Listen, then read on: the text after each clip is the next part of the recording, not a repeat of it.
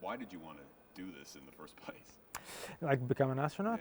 Yeah. It's an old dream that's been on the back of my mind ever since I was a young boy. I mean, I can't remember not fantasizing about it. To be honest, there was never really like an actual plan of life.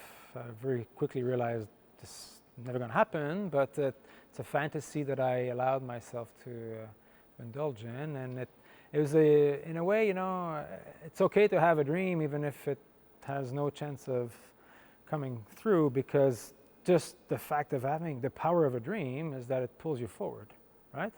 And anybody that has the luxury, the chance of having identified a dream has kind of a reason to move forward and to live and to better themselves, and then something happens. You may never reach the dream, but I might have very, very likely never become an astronaut, but on the way, it convinced me to stay fit, go to university, learn foreign languages, become an explorer, become a scientist, and it led me to this fantastic career that I had before becoming an astronaut, and I was in the right place. And then I heard they were recruiting astronauts, and I was already well established in my profession, but it's as if time stopped, and I kind of felt like I owed it to the little boy in me, to the 6-year-old in me, to try, to at least give it a shot. And the kind of fantasy became a maybe, very unlikely initially, but then as time goes on and tests go on, and I keep being called back for the next round of interviews or tests, at some point I realized, wow, there's only like 40 candidates left. Ooh, maybe. Talk to me about the training. I mean, what is the most challenging part, do you think, or what is maybe a highlight for you in terms of the training? We were talking yesterday about the baby elephant on your chest. Yeah, so there's all the physical aspect, but it's really mentally that where the challenge lies. So astronauts come from many different walks of life. A lot of astronauts are, military pilots, very high-level operational people. So for them, that aspect is not new in the job. I was more of a scientist and a doctor. So to me, to can acquire that operational mindset and be comfortable operating a machine under a stressful environment, so that's something, that's a skill that I had to learn. So the skill of being an operator and thinking like an astronaut, if you want. So that has been the biggest part of it. And to do it here in Russian adds another level of complexity, but it is at the same time a great opportunity to get to know your Russian colleagues that you're gonna and get to know them really well. I mean, we spend hundreds of hours together fighting really, really bad situations in these simulators. So kind of know each other very well. The crew, it makes us brothers and sisters in arms. And I mean, we often in our jobs, when we talk about Russia, we talk about the political tensions between Russia and the West. And then here we are with a Canadian, an American, and a Russian astronaut all packed into the Soyuz. Yeah. Does the outside political tension ever factor into the calculus for you when you're doing this? I think we can't ignore politics and the tensions. It's just that's the reality. But no, it doesn't come into play. And maybe just go the other way around.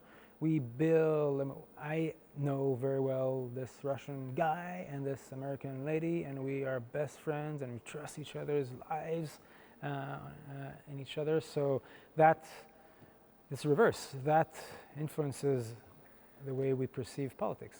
And I think we're proud to represent. We're like an example of when we decide to work together and manage to find ways to work together despite the tensions, despite the differences, when we manage to get over that and sit down and work together on a common goal, wow, it's unbelievable what we can achieve. So I think space exploration is a great example for humanity. It's like a reminder that there is hope. When we do find a way to resolve our differences and sit down and work together, it works beautifully, and we achieve amazing results. So when you see this one planet floating in the middle of deadly vacuum of space, you cannot help but feel like you are more than a Canadian or an American or a Russian. You are human. You're an Earthling. And we're all in it. This is our spacecraft. That's it. That's the only one we have. It's beautiful. It's fragile. We've got to take care of it.